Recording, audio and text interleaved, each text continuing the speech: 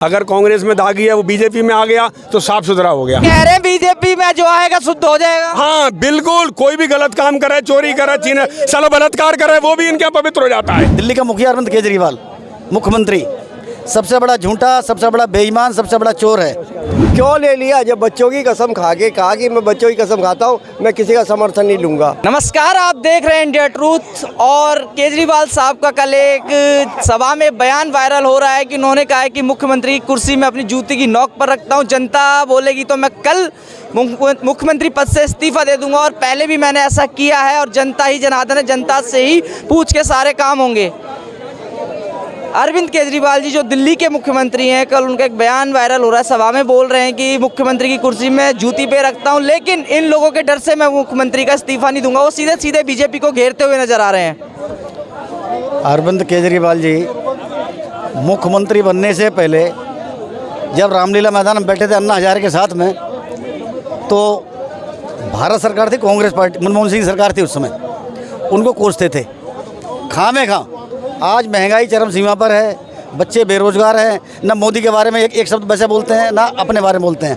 और सबसे झूठा तो अरविंद केजरीवाल है, क्योंकि मुख्यमंत्री बनने से पहले, एमएलए का चुनाव लड़ने से पहले उन्होंने एक कसम खाई थी कि भाई मैं अपने बच्चों की कसम खाता हूँ, न गाड़ी लूँगा, न बंगला लूँगा।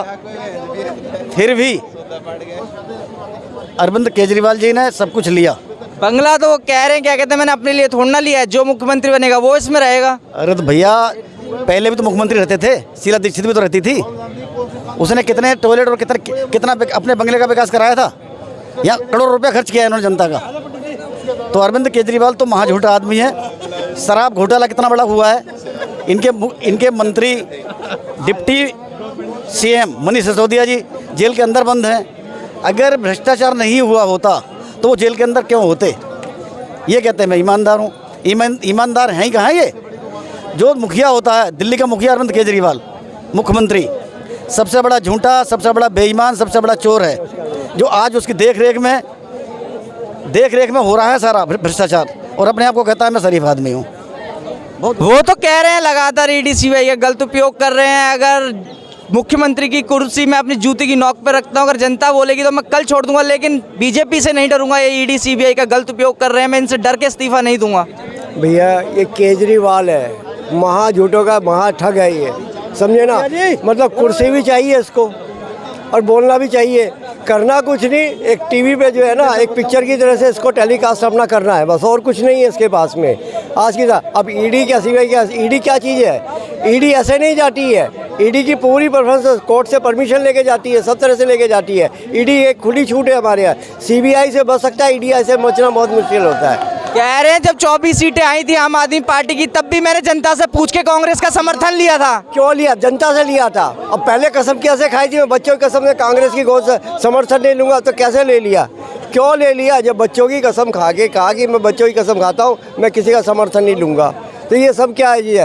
ये नौटंकी वाल आदमी है, और ये पूरी नौटंकी पूरे दिल्ली में भ्रष्ट की तरह से काम कर रहा है। करना कुछ नहीं, सिर्फ एक टीवी पे मोदी जी को गाली देना, करना कुछ नहीं। यही है आज इसका ये जिम्मेदारी वाली पड़ रही है। बहुत अन्याय इतना हो रहा है कि हद से ज़्यादा हो रहा है अन्याय। ये न्याय तो हुआ ही नहीं यहाँ पे हिंदुस्तान में। वो कह रहे हैं अन्याय आम आदमी पार्टी के साथ कर रहे हैं, लगातार सरकारी एजेंसियों का यूज कर रही है बीजेपी। क्या कर रही है बीजेपी? क्या सुप्रीम कोर्ट और कोर्ट से ऊपर हमें क्या सब है क्या?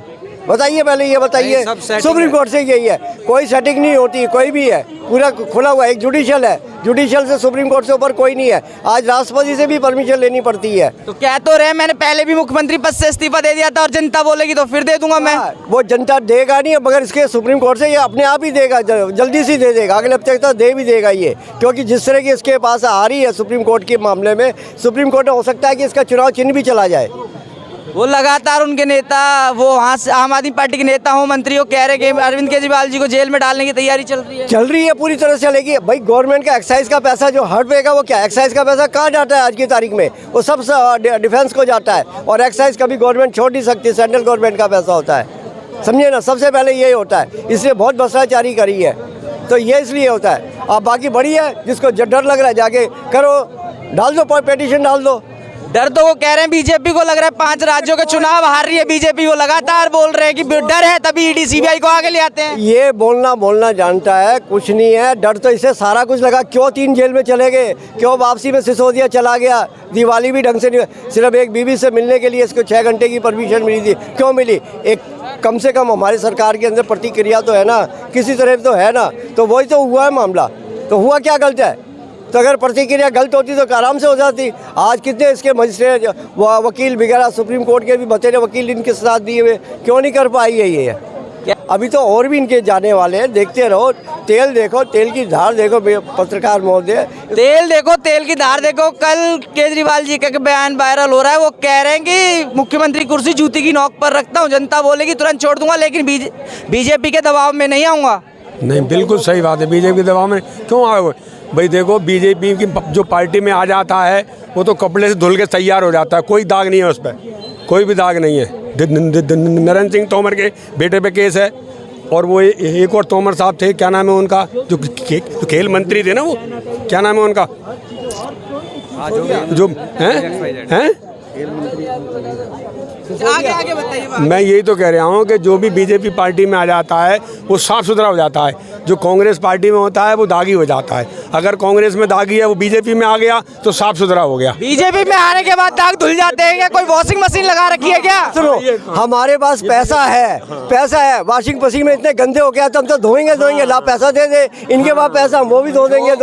और क्या जो लोग ये कह रहे हैं ना कि जो भ्रष्टाचारी लोग थे, घटिया लोग थे, वो जैसी भारतीय जनता पार्टी में थे शरीफ आ जाते हैं, तो श्री राम भी तो यही कह रहे थे हर एक राक्षस से, हर एक अन्यायी से, हर एक उद्यमी से कि मेरी शरण में आ जा, तू शुद्ध हो जाएगा। भारतीय जनता पार्टी श्री राम का नारा लेकर चल रही है, और श्री राम के सेवक है नरेंद्र मोदी। तो जैसे ही तुम श्री राम के सेवकों के साथ जुड़ोगे, ऑटोमेटिक सारे रावण टाइप राक्षस, भ्रष्टाचारी, उद्यम, जो भी आप जैसे भी थे, सब आप राम की शरण में आते ही आप बिल्कुल गंगा मैया साफ सुथरे होकर आगे के रास्ता आपने देखो। जब राम से तुलना कर रहे हैं बीजेपी। एक मिनट, बात खत्म होने दो। जब आप रावण की शरण में रहोगे, तो मेघनाथ कुंभकर्ण की तरह जलाए जाओगे। पर जैसे ही आप विभीषण बन जाओगे और राम की शरण में आ जाओगे, आपका तिलक होगा, सत्कार होगा, और आपका पूजा पाठ भी होगा। राम से तुलना कर रहे हैं बीजेपी की। देखो, हम वही तो कह रहे हैं भैया, ये राम जी को कह रहे हैं, ये तो वो थे, राम जी थे सतयुग में, ये कलयुग, ये कलयुग का राम है। आप देख रहे हो क्या कर रहे हैं, ये कितनी महंगाई कर दी, कितनी बेरोजगारी कर दी इसने, कितनी बेरोजगारी। ये तो आपके टीके पे भी निशान उठा रहे, लंबा टीका लगा रखा है बीजेपी विरोध। ये कोई बीजेपी के बाप का आएगा ये टीका? बड़ा विरोध कोई भी लगा सकता है, ये तो कोई भी लगा सकता है टीका, तो इसमें कोई बुराई नहीं है। किसका कोई भी टीका लगा लो। अभी हम हनुमान मंदिर गए थे, टीका लगा दिया पंडित जी ने, इसमें क्या बात है? कोई भी जा सकता है मंदिर में, मंदिर कोई भी जा सकता है, ऐसी कोई बात नहीं। ठीक है, कह रहे हैं बीजेपी में जो आएगा शुद्ध हो जाएगा। हाँ बिल्कुल, कोई भी गलत काम करे, चोरी करे, छीने, सालो बलात्कार करे, वो भी इनके पवित्र हो जाता है। नरेंद्र सिंह तो देख लो, देखो सारे पीस के तैयार हो। जो पैसा है ना हमारे पास, जो भी आएगा, इतना गंदा काम क्यों करते जो पीसेंगे, धुलाई का काम हो जाए। इतना गंदा क्यों काम करते जो धुलाई करनी पड़े, तो धुलाई भी हुआ है ना इनका, तो धुल रहे हैं कुछ लोग, तो धुलाई तो है। हमारे पास सब तरह की वॉशिंग मशीन है। अरे मशीन है, सबको धुलाई करके साफ। सिंधिया जी धोने वाले नहीं है, सिंधिया जी तुमको धो देते, वो सिंधिया तो बीजेपी को धो देते, मगर बीजेपी तो सिंधिया जी को खरीद लिया इन्होंने। देखो कितना पैसे वाला आदमी। सिंधिया जी तो कह रहे थे मेरी सुनी नहीं जाती, पार्टी में से चले गए वो। हाँ, मगर बेचारे घबरा रहे हैं वो। जो दादाजी थे ना, हाँ, महारानी लक्ष्मीबाई से गद्दारी की थी। अरे उन्होंने तो जनता के साथ गद्दारी करी है। देखिए, सरकार छोड़ के आ गई है। राम राज्य जैसी भारतीय जनता पार्टी की सरकार, योगी सरकार उत्तर प्रदेश में आई, राम राज्य स्थापित हो गया। जितने भी चोर डकैत थे वो बाहर छूटने के बजाय उल्टा जेल की तरफ भाग रहे थे कि हमें जेल में बंद कर दो, अगर हम बाहर रहेंगे तो हमें मार दिया जाएगा, हमें मौत की घात उतार दिया जाएगा, हमें हमारे कर्मों की सजा वापस दे दी जाएगी। और अब आप उससे पहले देखिए, अब आप भारतीय जनता पार्टी से पहले की सरकारों का हाल देख लीजिए। अखिलेश यादव हुआ करते थे, मुलायम सिंह यादव हुआ करते थे, मुलायम सिंह यादव, इनके गुरु मुलायम सिंह यादव, अंकल जी के गुरु मुलायम सिंह यादव, जो बलात्कारियों को यह कह देते थे कि जवान लड़के हैं आपस में लड़ो, मारो, ईंट मार दो ईंट। जो इनके गुरु मुलायम सिंह यादव हुआ करते थे, जो अभी खत्म हो गए, बलात्कारियों को बोलते थे लड़के हैं, गलती हो जाती है। बच्चे को बना के दिखा अपने, ऐसी विचारधारा के ये फॉलो करने वाले लोग हैं। जहाँ शुद्ध राजनीति होगी, देखो जो रावण को फॉलो करेगा वो रावण जैसी सोच रखेगा। फॉलो करते हो कौन? ये कह रहे हैं जो रावण की सोच, रावण को फॉलो करेगा, रावण जैसी सोच रखेगा। अरे रावण तो इतना प्यारा था, जो इन्होंने चाल से मरवा दिया, वो तो बहुत ज्ञानी था। वो तो बहुत ज्ञानी था, इन्होंने मरवाया। इन्होंने कैसे मरवा दिया? इन्होंने ही तो मरवा दिया उसको भैया। रावण को इन्होंने कैसे मरवा अरे दिया? मैं बता तो रहे, वो तो बहुत ज्ञानी था ना। पता चलता राम विरोधी बयान कितने बढ़िया लग रहे हैं। रावण को श्री राम ने क्या नाम है युद्ध में पराजित करके मारा। ठीक है, क्यों मारा? क्योंकि राम क्या कहानी है, सीता माता का हरण करने की वजह से। ठीक है, अब ये कह रहे हैं कि उन्होंने मरवा दिया। पहले ज्ञान का जो कमी है ना, जो ज्ञान की जो कमी है ना, वो यहाँ पर चमक रहा है। ठीक है, वो सारा का सारा चमक रहा है। अब यार आप सुनते जाइए। अब दूसरा ये जो बार बार कह रहे हैं ना कि ये था वो था, मैं हैरानी की बात बता दूं कि राहुल गांधी की ये बात कर रहे हैं, वही राहुल गांधी 26 चिरकुट में से उदयनिधि स्टालिन बयान देता है कि सनातन डेंगू मलेरिया चिकनगुनिया है। ठीक है, राहुल गांधी का बयान नहीं आता। ठीक है, कहते हैं कि हम जम्मू कश्मीर के कश्मीरी पंडित है, लालू के हाथ का बना हुआ मीट खाते हैं। ठीक है, कश्मीरी पंडित अपने मीट खाना कोई पाप है क्या? उसकी बहन कहती है कि हमारे यहाँ लहसुन और प्याज खाना भी मना है। वीडियो वायरल है। ठीक है, और मस्त मीट खा रहे। दूसरा, ये कभी भी केदारनाथ नहीं गए, कभी भी राम मंदिर की तरफ वो नहीं किया, पर आज क्यों कोर्ट के ऊपर जनेऊ पहन के घूमना पड़ रहा है? क्यों? क्योंकि कि अगर कोई मुद्दे की बात करो तो जय श्री राम के नारे लगा के बात दबा दे। अरे मैं कह रहा हूँ मुद्दे पे आ जाए ना, मुद्दे पे आएंगे ही नहीं। दूसरा क्या, जय श्री राम तो इस देश की संस्कृति है, हर कोई लगाएगा। अल्लाह अकबर जो लगाते हैं वो लगाएंगे। जय श्री राम लगाने पे कोई संवैधानिक वो प्रतिबंध नहीं है, हर कोई लगाएगा, इसमें किसी तरीके का कोई वो नहीं है। अगर ये कह रहे हैं ना कि जय श्री राम जय श्री राम, जय श्री राम में क्या दिक्कत है? मुझे भूत पिचास भागते हैं उससे, जो भूत पिचास है वो जय श्री राम से आगे पीछे भाग रहे हैं। तो सबसे बड़ी तरक्की तो यही है, इससे क्या चाहिए और क्या? ये भी तो कह रहे हैं कि वॉशिंग मशीन लगा रखी है बीजेपी ने, साफ कर देती है जो भी आता है विपक्ष से इनकी पार्टी में। मैं वही तो कह रहा हूँ कि शरद पवार, शरद पवार, मुलायम सिंह यादव, ये सारे करप्ट थे।